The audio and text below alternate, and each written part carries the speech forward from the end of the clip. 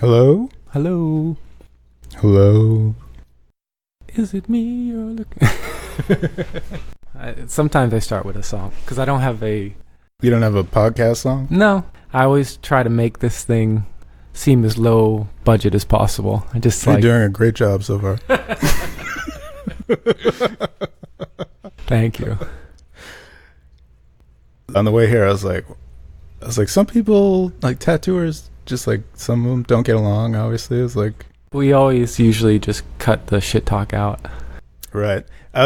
You never know who you're going to talk about. I know. I didn't have anything in mind, but no. Whatever. But it's funny, like there's always some sort of rivalry between like a couple different artists, and even for me doing this podcast, I was like, I'm definitely going to talk to people that don't like each other, and then am I going to get caught up in their individual dramas? Have some spicy subject matter. I don't know, whatever. Yeah. Good ratings. Yeah. I'm not into that. I like the artist, the individual artist, and then what their personal flair is all about. Yeah. So Drama and bullshit. Josh Mcalear, what's your personal flair? First of all, could you pronounce my last name again? Mcalear? Is that right? Pretty good. Yeah. I always mess up people's last names. No, I mean, the way my last name is spelled is completely different than how it's pronounced. So yeah, but that was good. It was all right. Yeah. Okay. I heard many other people talk about it. Yeah, they all said it wrong, but you said it right. So okay. Good. I'm proud. What was the question? I don't have an answer for that. I forget the question already. Okay. But yeah, I'm happy to get you on the podcast. Yeah, I appreciate you inviting me. Last time I was going crazy. I think it was last November we tried to get this thing going. Nice. Working too much, and that's okay. It's way easier now. Yeah, it's super easier. I'm glad you're here. I think the first thing that I was drawn to was just your artwork in general. I think when I first found out about your work is when you were working at Redemption. Yeah. To me, it jumped out as something completely different. That's cool. Good to hear. Yeah, not your typical tattoo. I'm the American traditional guy or the Japanese guy. It's like, it seemed like from my outlook is that it's your personal artwork, and it just happens to be really compatible with tattooing as well. Perfect. Glad to hear that. I was looking over your work, and it seems like very broad range of mediums as well. And when you started making artwork, were you thinking that, I'm going to be a tattoo artist, or? No, definitely not. I grew up in Boston, so I was always somewhat aware of tattooing, but tattooing wasn't legalized here till 2001 or 2, so it was never... I was like 26 or so at that point, so it was never a main thing that was on my radar or whatever, but I was like, oh, wow, that's super cool. I remember getting tattoo magazines for sure, and it was just something weird that I wasn't totally aware of, but, that makes it more alluring and mysterious, but it wasn't... It almost like wasn't a real thing or wasn't a reality being able to do it other than going to New Hampshire or something. But right.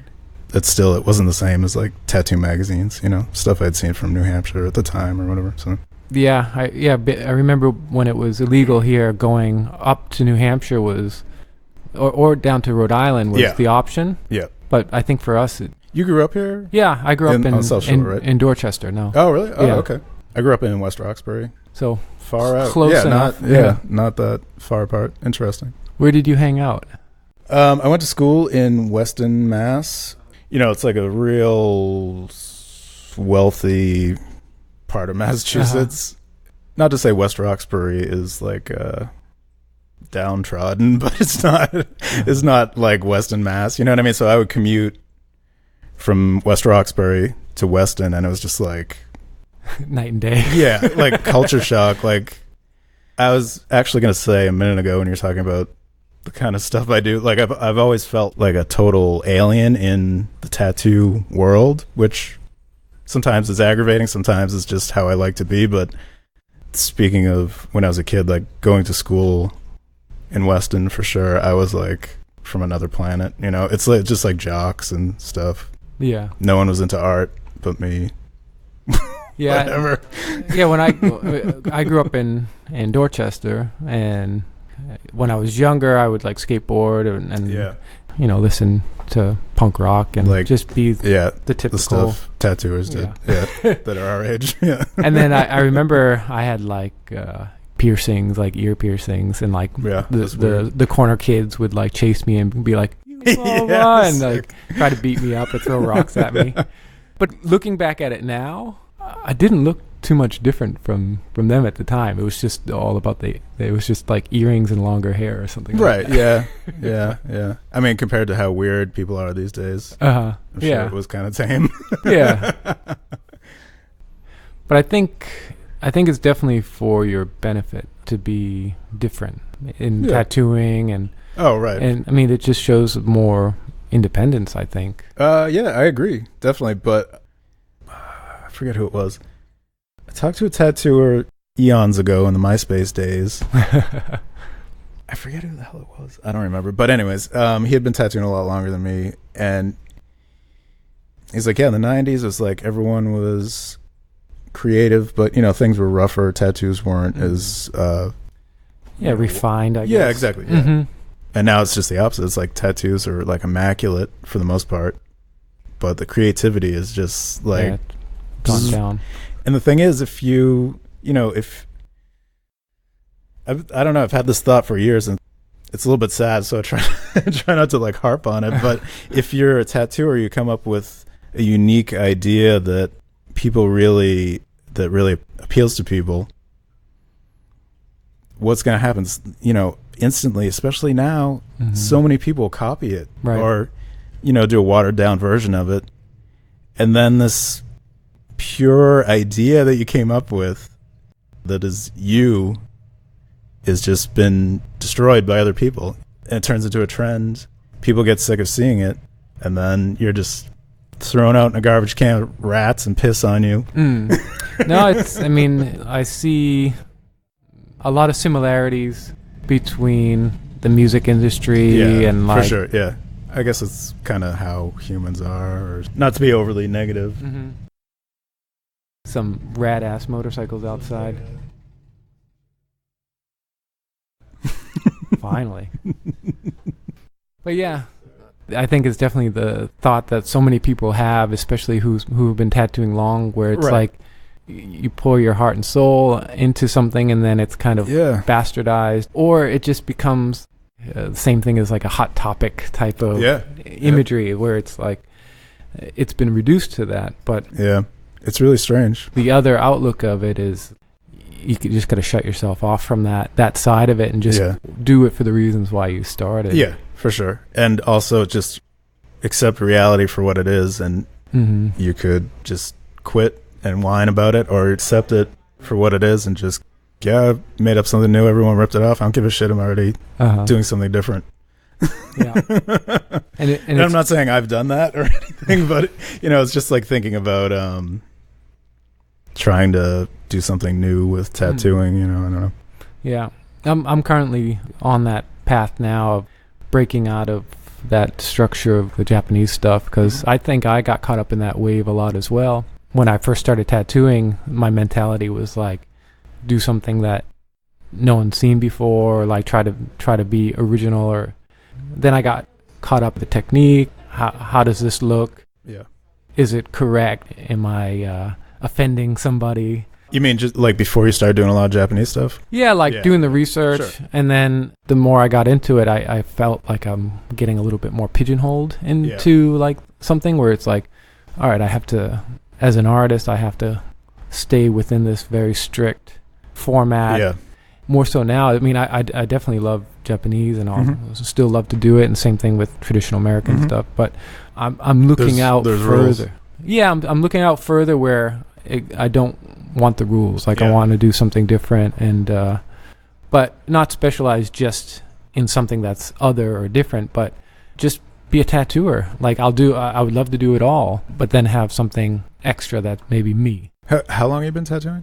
Over 20 years. Oh, really? Since 97. And that was like, even for me, I've been tattooing, next month will be 17 years. Yeah. But when I started, at least that's what I thought. Like, you're supposed to be able to do as many things as you can, not just like one specific thing. So I think that's cool. If you can't be great at everything, but I think it's cooler to be able to do a bunch of different things. It's impressive, you know what I mean? But it doesn't necessarily look as sick on your Instagram, No. So just depends what you put on there, because that has so much to do with who comes to get tattooed by you, exactly. and stuff. So yeah, I think still to this day, like, I don't say no to much. Yeah, same here. But I definitely pick and choose what I'm going to be putting on Instagram, because yeah, for sure. Yeah. If people like what I do, then I would want them to come for a certain style or whatever. Unless it's just your aesthetic is, I do as much of everything as possible. I mean, that's a thing too, but yeah. I think in the earlier days of Instagram, when I looked at my profile, it looked like a shop profile. Right. All kinds of like shit. Oh, the black and gray guy, this guy, you know. And then one of my friends said to me, okay, look at your Instagram and then ask yourself, would you follow you? And I was like, hell no. I wouldn't follow that shit. It's chaotic. Why would I do that? Yeah, I mean, I did that with mine a couple of years ago too. And it was just, I was, how long? Maybe 5 or 6 years ago, I was doing a ton of color stuff, and I was trying to make it real weird and just do something different. That's kind of always been my thing with tattooing, is do something different, but just because something different doesn't mean it's good, but something different that people will respond to, but also I will like. And I just, for some reason, was hung up on the thought that people responded better to color tattoos. And I was like, I really like black and gray stuff, but I don't know. For some reason, that was just what I was thinking. This was like 5 or 6 years ago.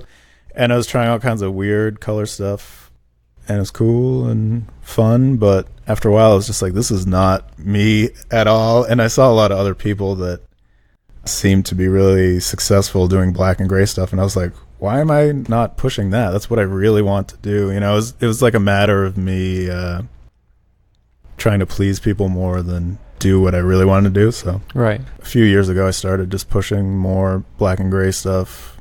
And it took me a while to figure out exactly how I wanted to do it, but I feel like I still do kind of a variety of things with it, but it's more fine-tuned now. When I look at your work, the designs to me are very strong, that you could take it in either direction as well, I believe. Right. Yeah, I wouldn't draw something different, I guess, if I was going to do color. I still do color stuff for sure once in a while. But I don't know, I just really, just how natural black, even just black looks, I just really like it. Like if I could start over, I would have just black stuff. On yourself? Yeah, I look like a rainbow. It's not me. You can see the different time periods. Yeah, you absolutely can.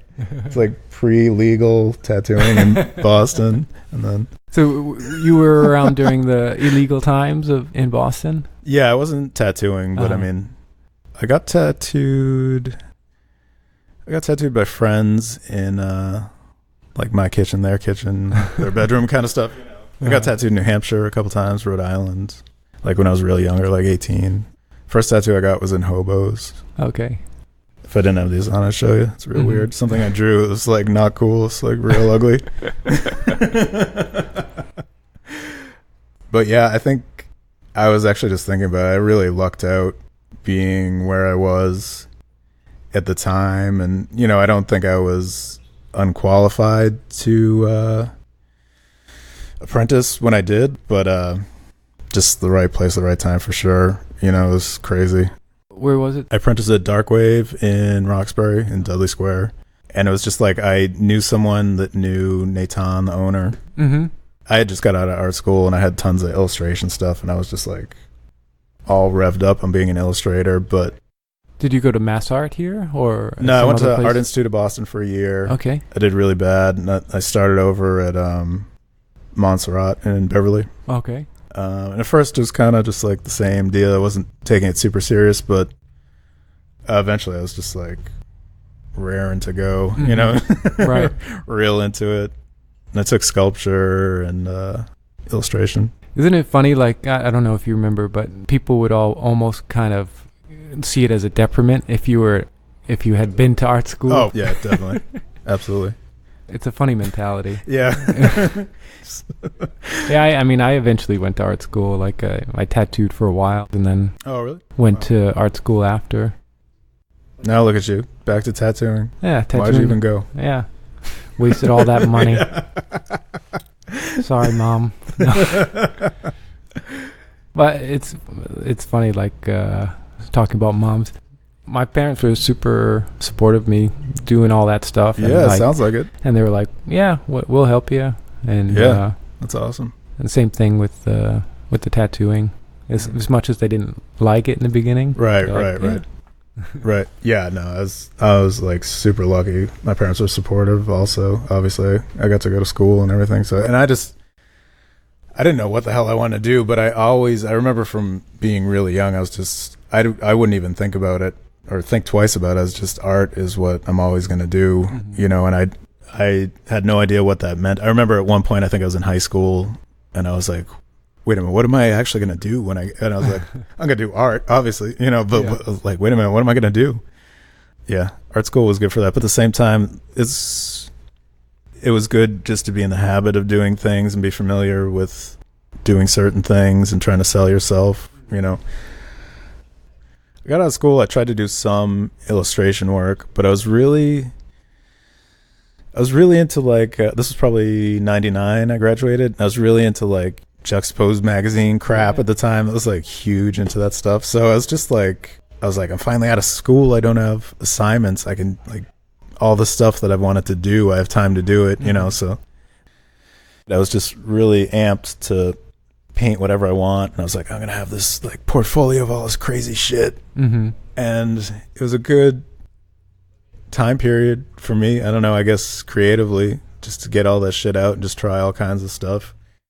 And it's, you know, I look at it now, it's fucking awful stuff, but it's like dreadful. But I realized that doing just regular, boring illustrations for like any stupid magazine was just not what I wanted to do at all. And it's foolish, but I'd never thought about that in school, you know. It's like, I don't want to do like a dude in a suit going up an escalator on with a briefcase, you know what I mean? Just like some kind of real normal magazine thing. So, but I feel nowadays that type of illustration might be outdated because it probably goes mostly digital now. Oh yeah, for sure. Yeah, people are wanting like, you know, more corporations are looking for like these kind of slick type of images. Yeah. So it wouldn't be like the cool illustrations you would see in like detective magazine. Oh, for sure. You know? Yeah. Or like paintings, actual paintings and stuff. I mean, that stuff obviously fluctuates. It's like styles and technology, I'm sure, change it. Yeah. I tried to do some. I was like, all right, what can I do that's weird that will like keep my interest? Maybe I could make money off of it, you know. So I tried sending. I had to make like slides. Do you know about that shit? Yeah. Like little sending slides. Yeah. Of course. I don't even remember where I got them done, but you'd have to get like photos done of your paintings, then make slides. That's like some. Yeah, or you shoot it on slides, like the slide film. Yeah, there you go. Yeah, I don't remember it all, but somehow I like obtained the slides of my work, and I was just sent them to places, and it wasn't really happening. So it's like, I was like, what can I do that's weird, and what do I like to draw? So I tried to do stuff for like a bunch of porn magazines because they would have weird illustrations of like cartoon animals fucking women, you know. It's just like stupid shit. So I was like, this is cooler than some boring things. So I tried that. There's like other funny stories involved with that, but I never really got anything published. But I did do a lot of like smaller paintings and illustrations, like this one magazine whose name I won't mention. I was in contact with them for a little bit, and this woman who the art director was like, try drawing this and this and this, and then send us this stuff. And So I drew a lot of like naked people and this and that, but it just didn't pan out. I don't know. And after a while, I was like, this is getting kind of weird. It's like all I was drawing. But somehow right after that, or right around that period, it was like 2000 or 2001. I met someone that knew Nathan, who would later open Darkwave. He was tattooing out of his loft in Roxbury, and that's when I met him. And I told him about my stuff, like my paintings and stuff, and I showed him a bunch. I'm not sure why. I wasn't trying to tattoo. I was just another artist.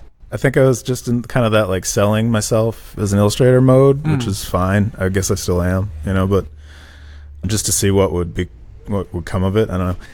And he asked me a few times to apprentice, and I was just like, no, I don't want to do that. It's just like, mainly I was just because I was so into painting and trying to do illustration. I just wanted to really focus on that. I did a lot of like show flyers, like posters and for shows and stuff like that. And I was just like super into that stuff. Yeah. And I was like, if I'm tattooing all day, I'm not gonna ever want to do this other shit, which fortunately wasn't true.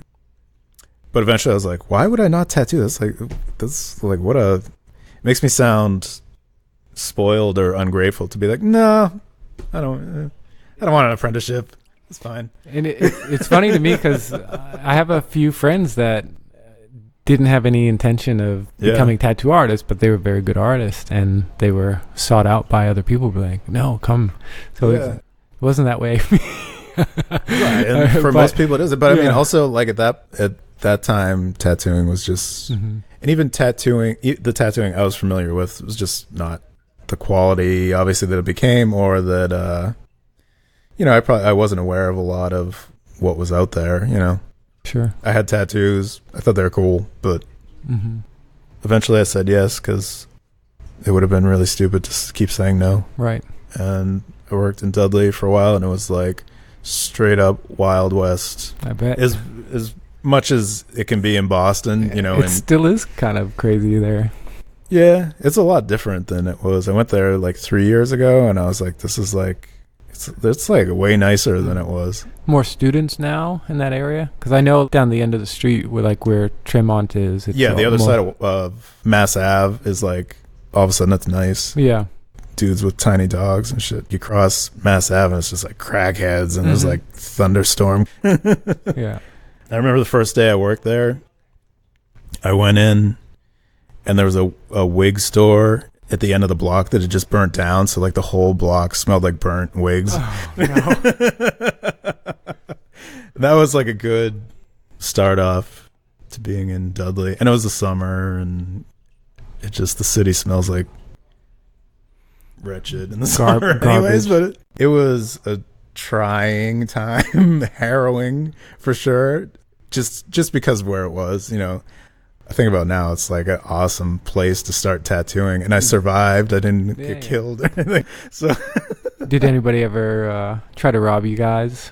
Jesus Christ! A dude came in once. I won't say exactly what he said, but there's like a big counter, like right when you walk in. It was like counter for us to stand behind, sort of just probably a few reasons, maybe for protection as well as. Just, a little buffer zone. Yeah, and we're like a little higher up, so it's probably like try to obtain some type of intimidation that wasn't really happening. But this dude walked in. He had a boombox on his shoulder, and he like in my memory he kicked the door open. I'm sure he didn't, but he said something fucked up, and then he accused us of something weird, and I was like, dude, that wasn't us. I think you're thinking of someone else.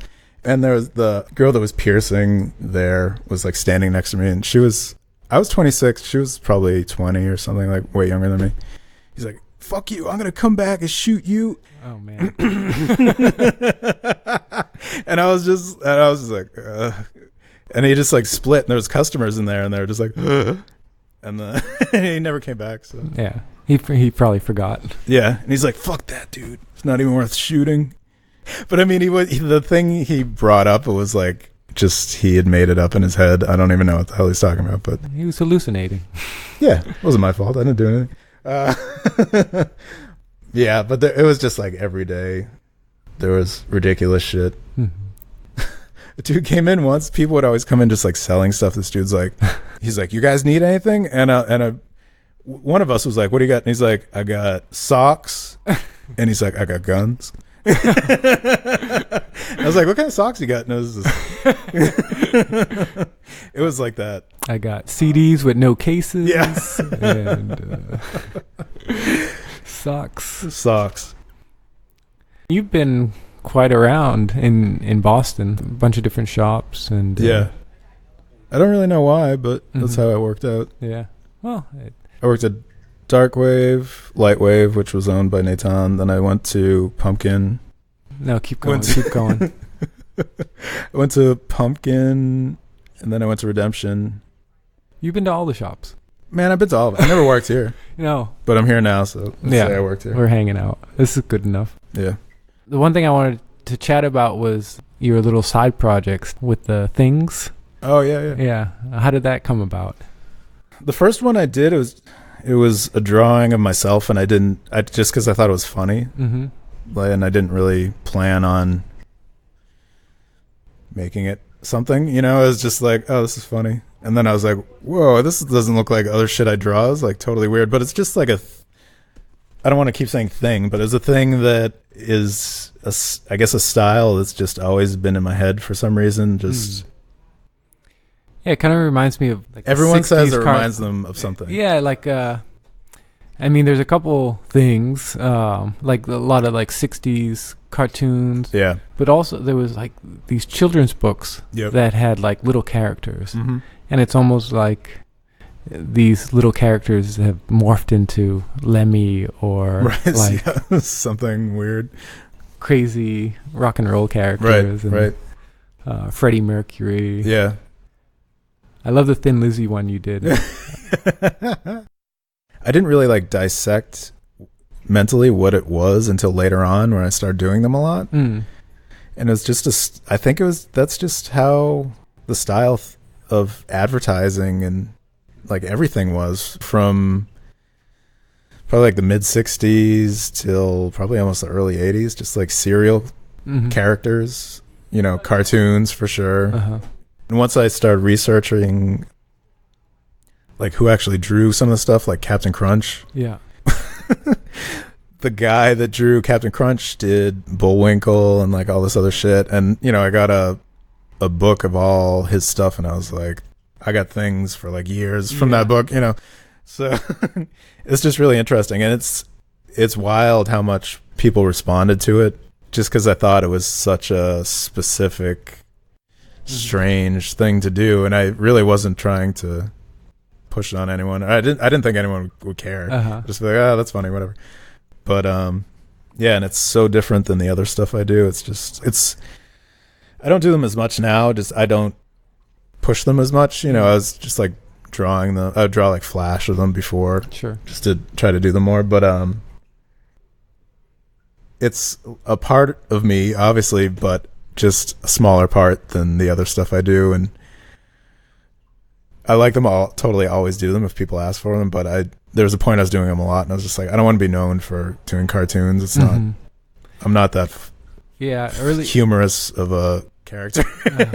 So I would rather focus more on more serious stuff, but totally into them still. I just don't do them as much. Yeah, I was going to ask you earlier about why you had like the separate accounts, but just from talking to you, it just makes sense. So like you're focusing in one area. Yeah, it just putting them together, it just seemed goofy. It seemed like it took away from the other stuff I do. Like it kind of diluted it. Sure. Like it's like look at this serious, like scary thing, and then it's like I also do cartoons. I don't know. It's just not what I'm trying to. But you do like it could be like Count Dracula from actual hell. Yeah, I know. I could like combine the two things, but no. But also at first, when I was drawing them, I just wanted to make up my own weird types of characters, and I didn't plan on doing famous people at all. And then I have no idea what the first famous person one I did was, but that like took off kind of, and like I said, I'm totally into them still and totally into doing them, but it's not what I had planned for them. I more just wanted to make weird characters, not at all things that people knew already. And it's, and it's strange that it took that direction, because it's really not what I wanted to do at all. But it's cool. It took off, It's on like a small level, like whatever. I'm sure if you pushed it, you would definitely do more. But I don't know. It's like weird to think about. I think I could, with tattooing, I could probably just do things and that's it. But I don't want to. No. It's like people responded to him, so I'm like, I don't want to do that. I can't see myself being successful doing cartoons. But no, like I said, I'm totally into them. Like I really still like drawing them and tattooing them. So, anything going on in the future that we can chat about? Nope. No. Okay. Cool. Let's wrap it up. I never stopped doing illustrations, mainly for album covers and stuff like that. When I first started tattooing, around the time I started seriously doing album covers, I guess. And it was just when I discovered like MySpace, I was like, oh, I can contact people in other parts of the world and be like, hey, look at all this crap I drew. It was just, obviously so much easier. Sure. So something, I mean, that's when I was way younger, like 12 or something, is when I really got into, when I found like whatever Thrasher magazine stuff and just skateboard graphics is when I got really into art, or like a specific kind of art. And I guess that stuff just stuck with me, and it's just what my brain thinks is cool, is album covers, because it's like I haven't stopped wanting to do that stuff. I definitely slowed down. I do one every couple months now, but I put like a lot more time into them. Probably around 10 years ago or so, I was like really cranking them out and doing like tons of illustrations, but I got kind of burnt out, and I'd rather be able to put more time into them now. Now, are they for specific bands, or are you producing album covers that could potentially be taken for the artwork? Yeah, like up for grabs. Yeah. No, I always planned on doing that, but I just never have. I guess I like networked a fair bit for a while, so I was or am in contact with people in bands that have either used my stuff or, maybe through word of mouth, someone will ask me to do an album cover or something, or it's rare, but once in a while I'll contact a band and ask them if they need anything. But I mean, I used to do that a lot just because I was so jazzed on doing illustrations, I just wanted to do as much as possible. But like I said, I got burnt out, so I kind of stopped doing that. But right.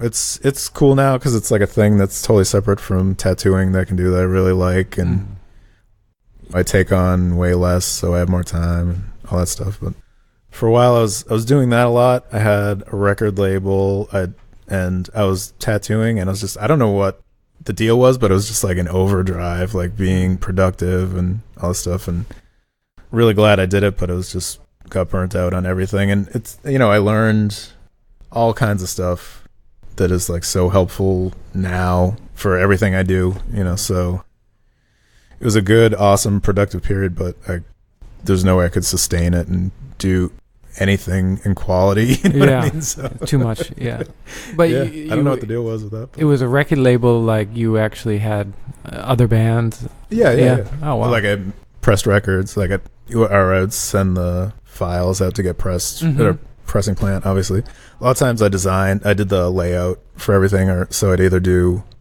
the graphic design for the actual record, or also the album cover or something. And I did like shirts and flyers and shit for the label too. So it was like super crazy. When I think about it now, it's crazy. Yeah. But it's cool. That's awesome. I think it really just goes back, like I said, the stuff when I first started really getting into art that I was into, like Pusshead, I just worshipped. Still feel amazing. Like I feel like it's obvious. I even hope it's obvious when I draw a skull, which I do almost every day of my life now. that's how I learned to draw skulls from Pushead. You know what I mean? That's early on. He had a record label called Bacteria Sour, and he made just like weird releases, like bands I had never heard of.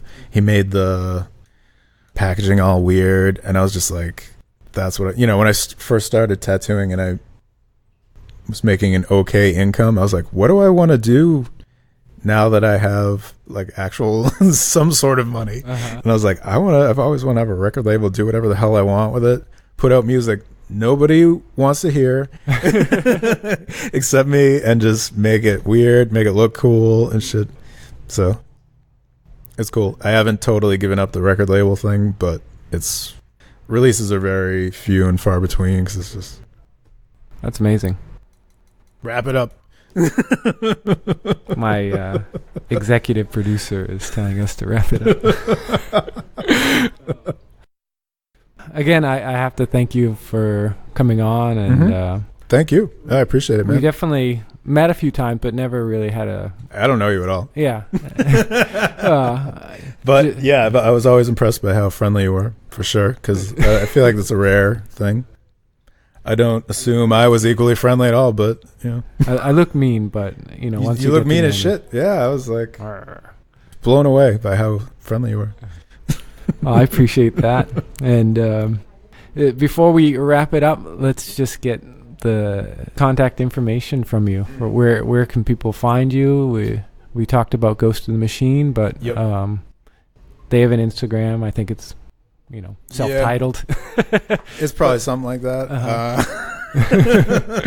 The shop also has a website.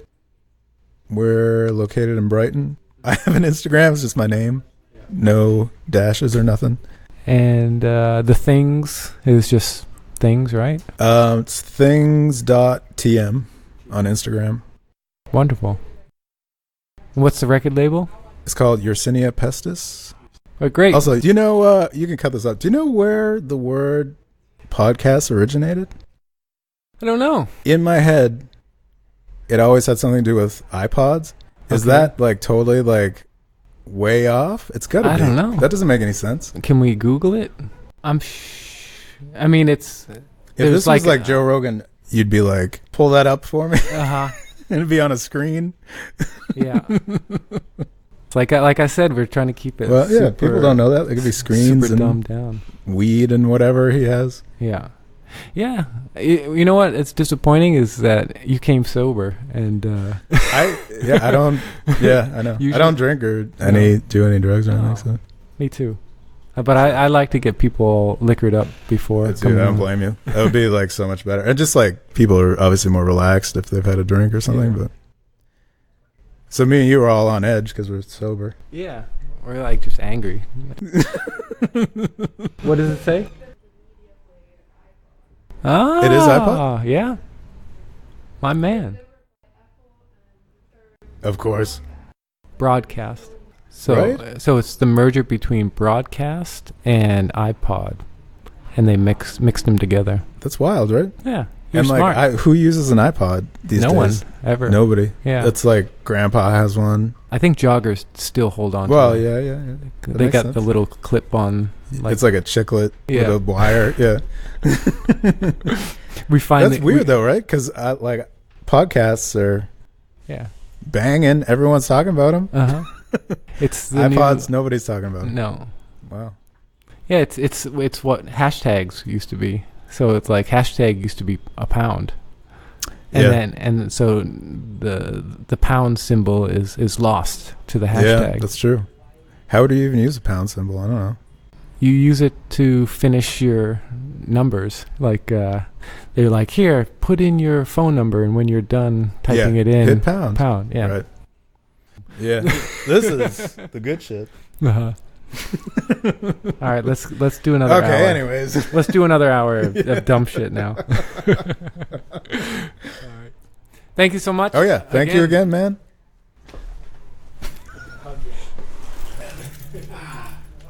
Thank you. Yeah, thank you. Sorry. No, it's fine. Happens with me a lot all the time.